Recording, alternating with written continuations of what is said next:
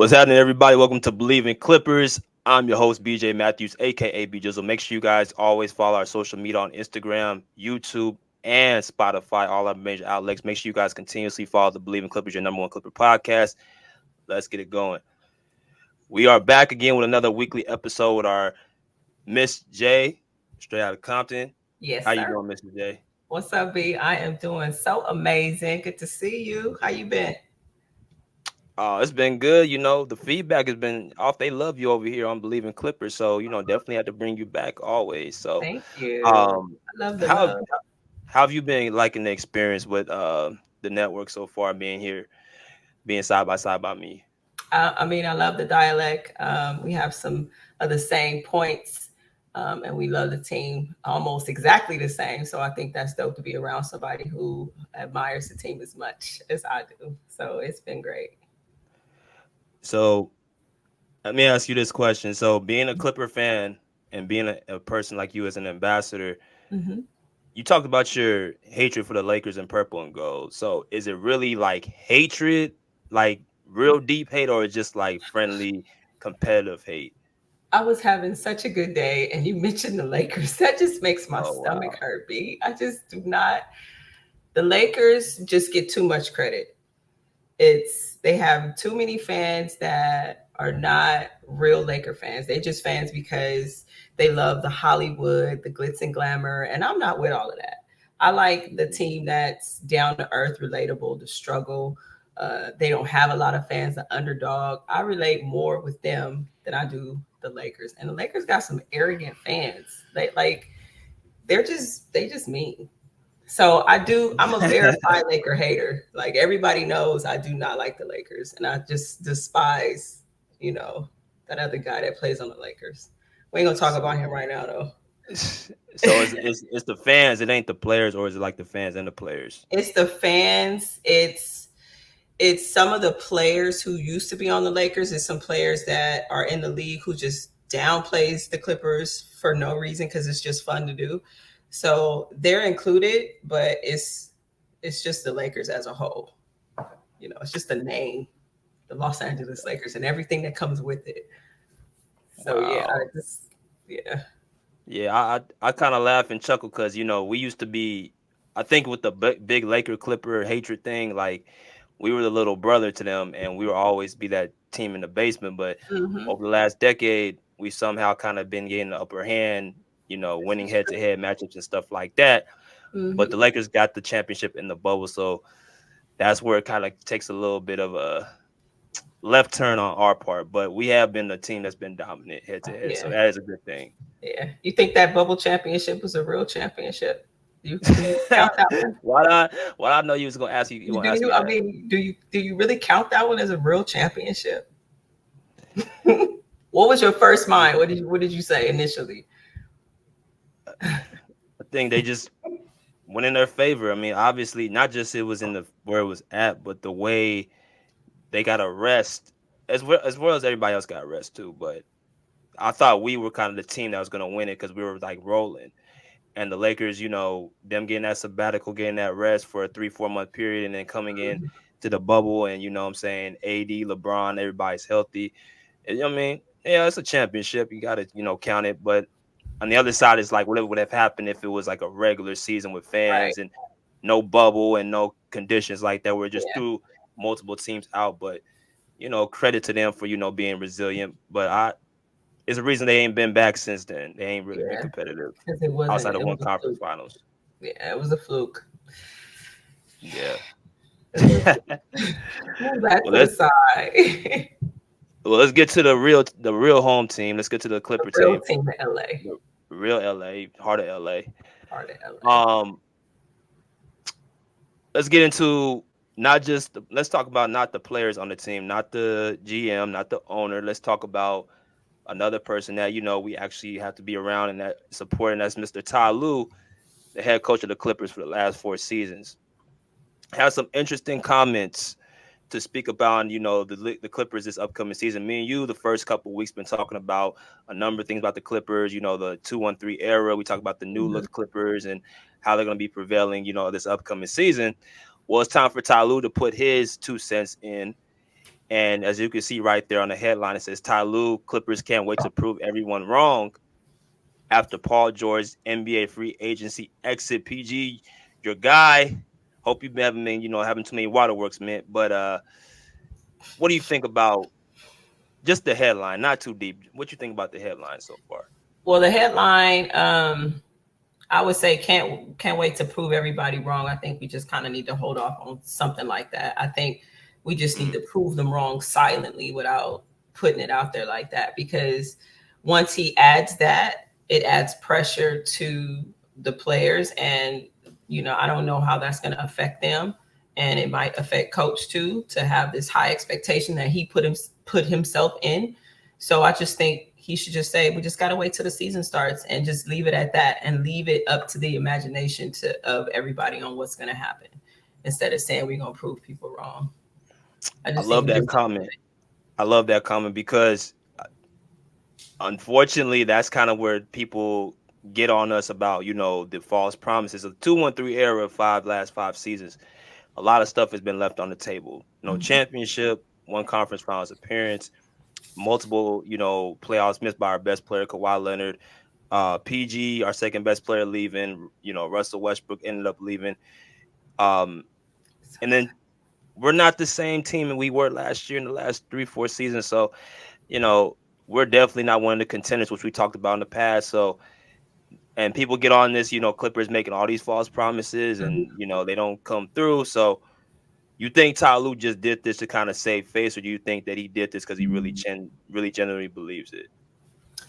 I don't know. I don't know. I think he just has to say what he feels is the right thing to say at the time, Mm. because he can always backspace. But I don't know. I don't know why he said that like that.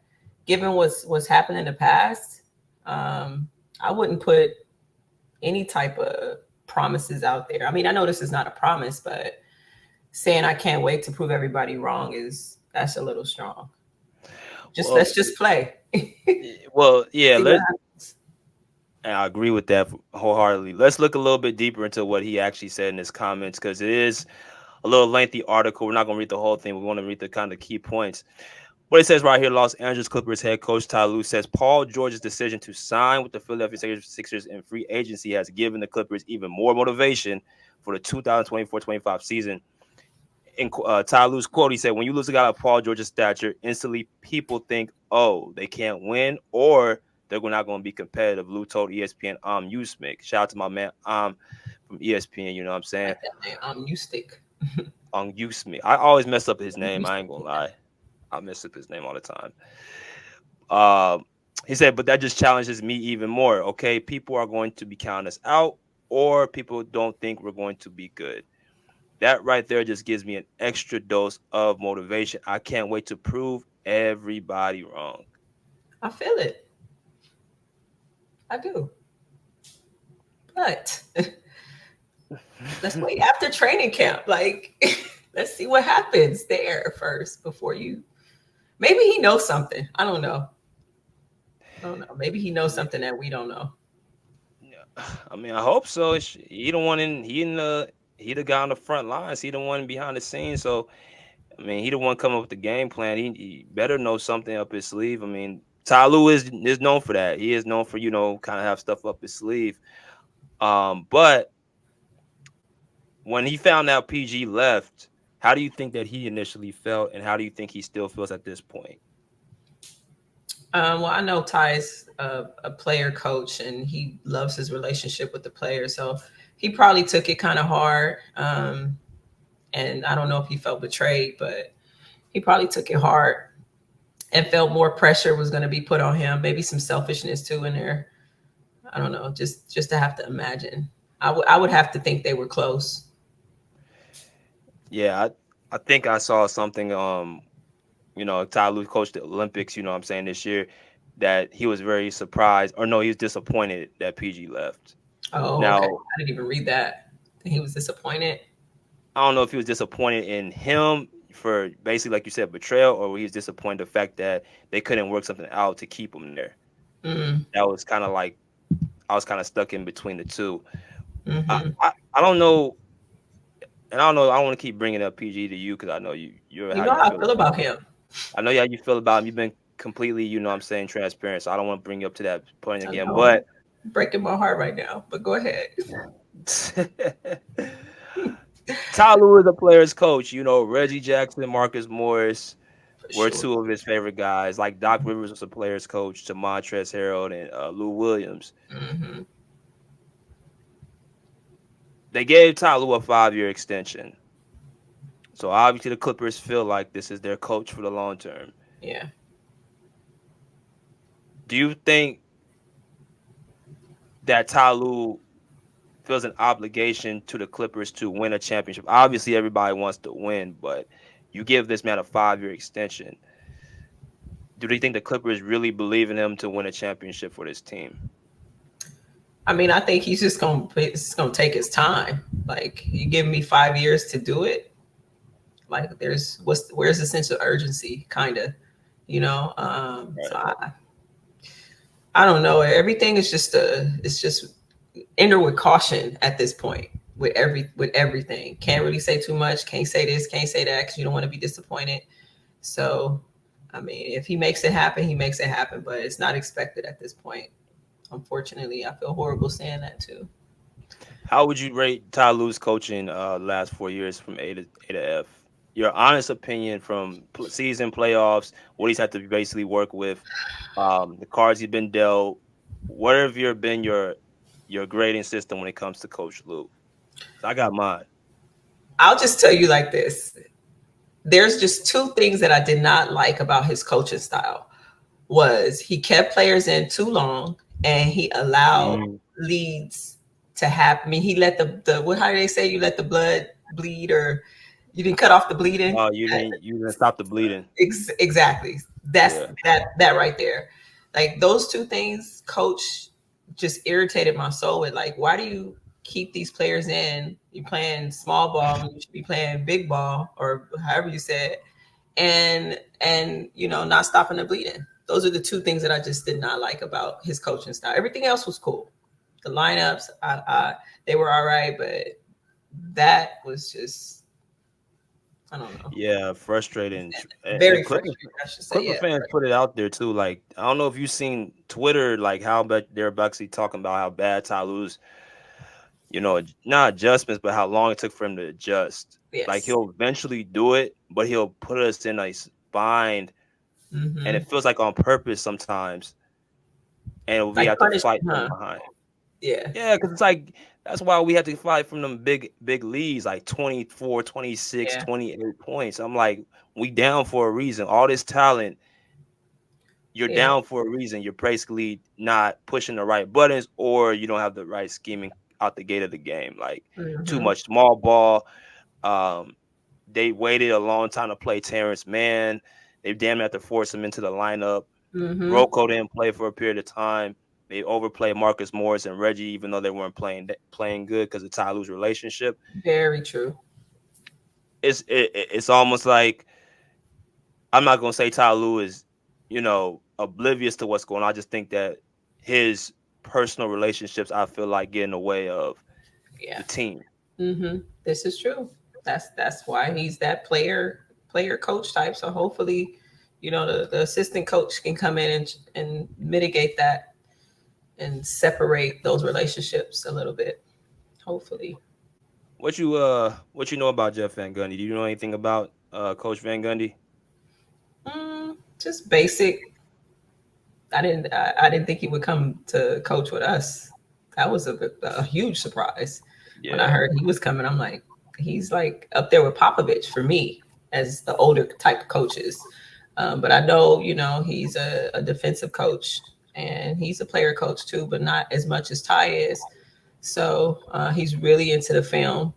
So I think that he will have them guys looking at what they need to look at to make adjustments for these teams. So hopefully he'll do a good job. I know he will. Yeah, he's praying hands. Yeah, Coach Van Gundy Gundy. for most of his teams were like I think top 5 in defense. And Mm-hmm. when you actually look at the team now, Jones done, Nico came back, Mm-hmm. Mobamba in the paint. They're surrounding the team, Harden and Kawhi with multiple defensive guys, and I think that's Van Gundy's vision. Let's Mm-hmm. go ahead and try to beat these teams off of defense. We got two Mm-hmm. guys who can put the ball in the basket. We saw what Dallas did last year. You had two prime scorers, and you surround them with a bunch of key role playing guys who actually wanted to actually play hard and fit Mm-hmm. their roles. Mm-hmm. That's what I think they're going with right now with this Clipper team. Yeah. Yeah. I think Gundy will do a good job. Based off what I know, he coached them Knicks teams, those hard nosed Knicks teams, and we got some hard nosed players on the team. So I think it's about the personnel matching the coaching style of the coach, Mm-hmm. and they kind of are putting that together. They are putting a coaching staff, and they're putting up a bunch of players that matches Van Gundy. So yeah, I think he'll be able to work with it because I think it's coming from him. All these moves. Yeah. Yeah. If Ty Lue's gonna listen to him and not Right. get in his own way and get There stubborn, you go. That's gonna you be know what big. I'm saying? Mm-hmm. That's gonna be huge if he listens to what he's saying instead of saying this is my team. No. See, that's why I feel like it was wrong with him and Daniel Craig. Remember him? Mm-hmm.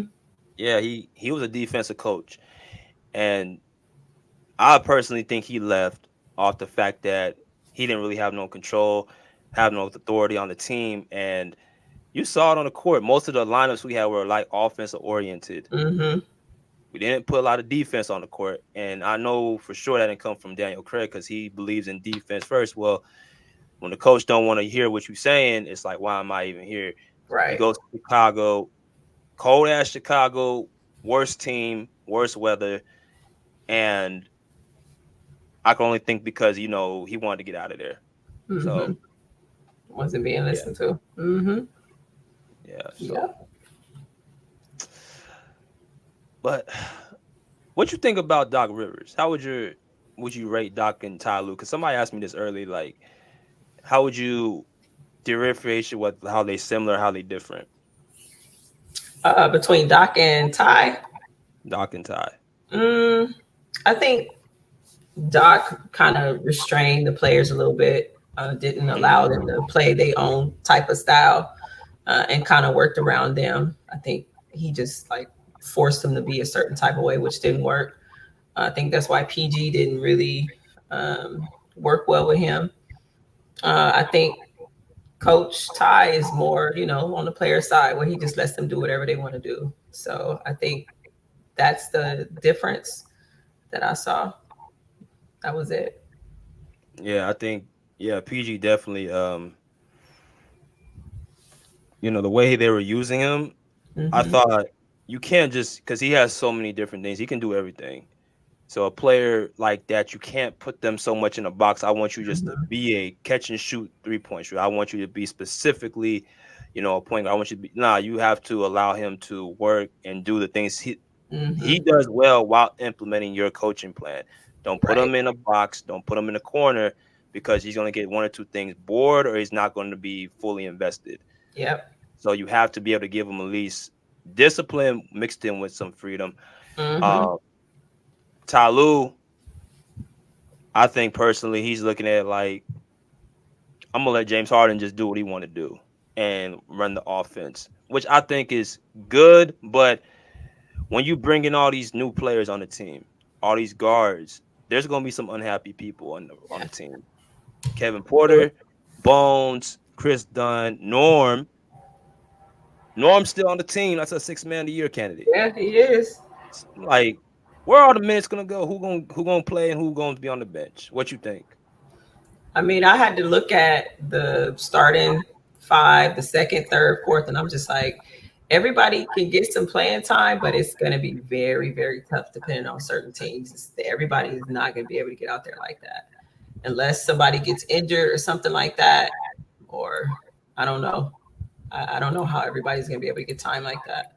But I was looking at it, and even PJ Tucker, we still got him and Amir. Man, you said I forgot about him. You said Yeah. we still got Amir too. We still got Amir Coffee. Still got Amir. Yep. So trying to get everybody in that lineup, somebody ain't gonna play. Bones You is got like all the way in the fourth. What do you call them? Starters. yeah, Yeah, depth. yeah. In the depth. Not saying it right. You got six guards. You got James. You got T Man. Yep. You got Norm. You Yep. got Bones. You got Chris Dunn. You got Kevin Porter Jr. That's six guards. So that's essentially three strings because you got two people at you got two guard positions. So yeah, there's gonna be a lot of small ball playing if A you want lot of those guys small to ball. play. Yeah, a lot. 'Cause- and then you look at the forwards. Who are at the forwards? Name them out. Who's at the forwards? Who? The power forward. Small forwards. Who are at the Oh, small small forwards? forward. You got Kawhi. Did you hear that? Derek Jones is small. Kawhi can play the small. I would hope he would. Um, what's Amir. that? Amir. Chris. Chris is a power forward, huh? Chris Dunn? Yeah, No, he a guard. he's a shooting guard. Yeah, he's 6'3". They got him playing a point guard, Yeah, point guard, shooting guard. second string. Yeah. Mm. And who else we got? Small forward. Amir, Norman, Cam, and Kawhi. Too many guards. Too many guards and too many small forwards. And then Terrence, Norman, Kevin, Chris, Cam, all can play small. Shooting guards. And then we only got two centers: Zoo, Mobamba, PJ, maybe, Oh my and gosh. Kai. And Nico. They even got Kawhi at the center. I don't even understand that. What? What you looking at? ESPN, the depth chart. You got the starters, you second, third, fourth, fifth. How they got it Yeah. matched up? Yeah, I personally think that we have too many guards Too and we many got guards. too many small forwards for our Yep. liking. I think people are just paying attention to like, well, we're building, bringing in a bunch of guys. Well, you lost PG and Russ. Those are the two. Those guys are better than any of those people that we just got. Yep. You got Daniel Tice. You lost, and you lost Mason Plumbing, which Jason Plumlee, recyclable. But Musa. and you lost Musa because he's in Utah right now. At this point, I think there's going to probably be some moves at the trade deadline again because it's just you're gonna ask for Bones to sit on the bench another year, and Yeah. I don't think KPJ is gonna get much playing time. Something tells me that he's probably not gonna get a lot of playing time because if you're gonna go with defense and you got Chris Dunn, you got T Man, and you got Harden playing, it's not enough minutes for KPJ. Mm-mm. So Mm-mm. let me ask you. Maybe 30 seconds to get the rebound or something. And he's a damn good player too in Houston. I I bet used to he watch is. him. I I used to watched watch his him. highlights. I used to watch him in Houston give about I think 15 to 20 points per game. Fast with the ball, can shoot, good playmaker, good Mm-hmm. defender, good size. He just had like not the best head on his shoulders. So Mm, if if he can come in and be an impactful player and have a good attitude, I mean maybe during the season he might get some time. But you brought all these dudes in, and I feel like you're just creating more and more tension in the locker room. I don't know who in the yeah. hell asked for these players, but they're just bringing them in. Let Yeah. me ask you one or two more questions before we get up out of here. So, do you were you excited for Ty Lue to get the 5 year extension, or would you ready for some like to move on from a different coach? I want your honest opinion because we got 4 years of him, and then you put 5 years That's added on nine to that years. contract. Yeah, that's I'm a like, long bro, time. that's pretty premature if you ask me. But what you think about it? I mean, I wouldn't stay with a guy for 9 years and not get a marriage proposal. So it's like, why would you give this man 5 years? Maybe give him 2 years or another one, maybe 1 year, something like that. But I think 5 years was pushing it.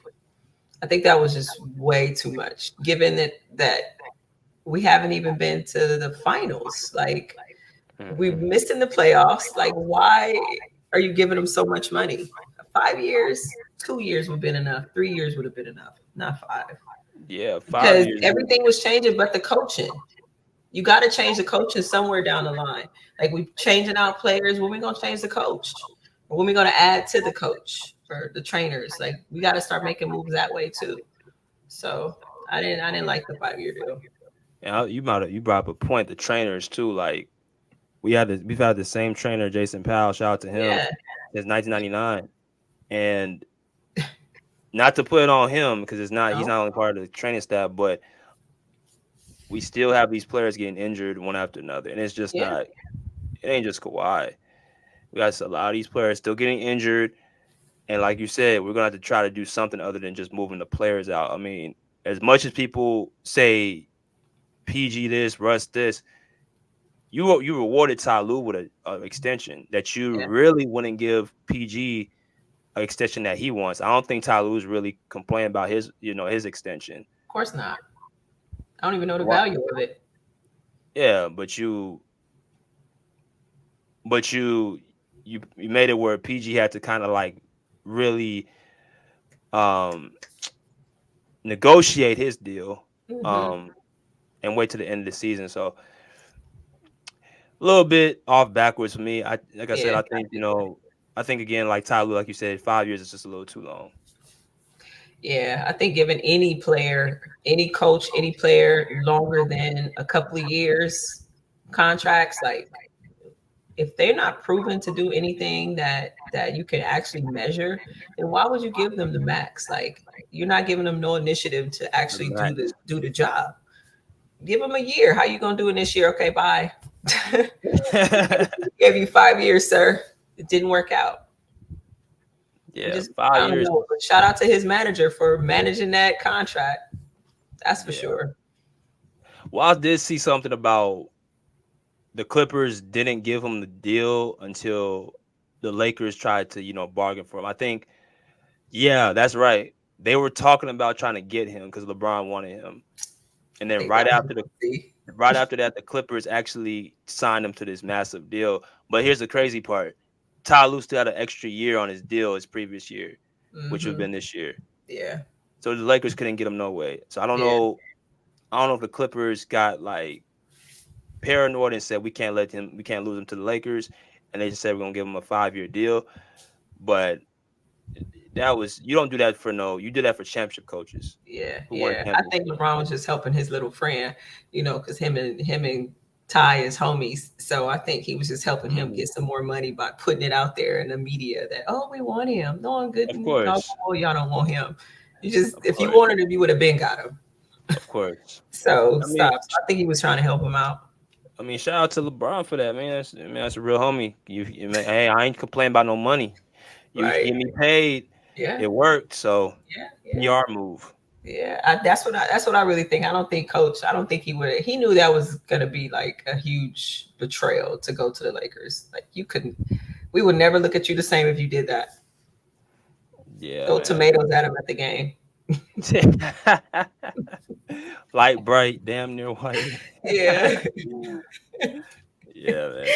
yeah. But we'll see. I don't really have a lot of huge expectations this year. I just want to be proven wrong this season. Like surprise me at this point with what you're gonna do. But we still the best team. But still, just saying. We got the best arena for sure. Yeah, That arena's beautiful. jumping. It is. People are gonna be coming up there just to see it. It's like a museum. It's beautiful. Everybody needs to see it. $1 billion playpen. Hmm. Beautiful. Beautiful. Can't wait. We got eight Can't weeks wait. left. 8 weeks left until the season starts. Man, 2 months left, man. It's Hmm. wild. Feel like Yeah. we just left to the finals like just a week ago. Yeah. No. Mm-mm. It's been since what? May since we've been June. there. Oh, June. May. June since the finals. We wasn't in the finals. We was, well. How far do we go? I don't even remember. First round. First round exit. I don't even want to remember. Who do we play? Dallas, Yep. the Texas Mavericks. Texas Mavericks. They're not going back to the finals. I don't think so. I don't think the Spicy Nuggets are either. Yeah, I Nuggets are think they, done. yeah, overrated. They cooked. They are Yeah. cooked. They're not contenders this year. It'll be just OKC, us, Minnesota. Minnesota, and I want to see what the Pelicans do. maybe the Suns. Maybe it's a lot of hype on the Suns for some reason. I don't know why, It's KD and Booker. That's all it is. They but don't got it was their last well. season. Yeah, well, they got a new coach, so they did something that Who's their coach? Mike Budenholzer, Oh, Bucks okay. coach. Yeah, Oh, okay. I didn't know that. I yeah, didn't know they changed the coach. They be changing coaches like the Lakers changed the coach. Lakers didn't have like 7 coaches since LeBron been there. yeah. LeBron effect. That's what it is. He makes his teammates better, but gets his coaches fired. I don't want you to go through that merry-go-round. Don't take me there. I don't want to go to the circus. Well, let's Yeah. let's go ahead and end it here, Mrs. J. Yeah. Obviously, your podcast. I want you to kind of explain to the new viewers what your podcast is about, and we'll get up out of here. Yeah. So my podcast is the Black Love and Basketball Podcast, Compton edition, because your girl's from the city. So you get little pieces of love and a Compton in there infused with some basketball love and some basketball knowledge. I'm really, really passionate about the team. I'm not like a statistical person, but I try to keep you motivated and keep you educated on the team and basketball knowledge. So it's fun. Come by and check it out if you haven't subscribed, y'all. I mean, super dope. Yeah, Yes, ma'am. yeah. Yes, ma'am. Y'all, you guys make sure to go and subscribe and follow Black and Love Basketball Podcast on Spotify. Spotify. I Yes, will yes, put the yes. link into the description box at the duration of this video. Thank you, boo. Follow me also on the Pull Up Basketball Podcast, my own personal basketball podcast as well, aside from the Bleav in Clippers, where I Mhm. have other content, other great topics for y'all to actually enjoy. I do this around the clock. I make sure to give quality content, quality work. Mrs. J is the same way. Yes. She's with us every single week. So do Yep. not miss out on our episodes. Mm-mm. But until next time, love, peace, and respect, and go Clippers. Yes. Peace. Peace out.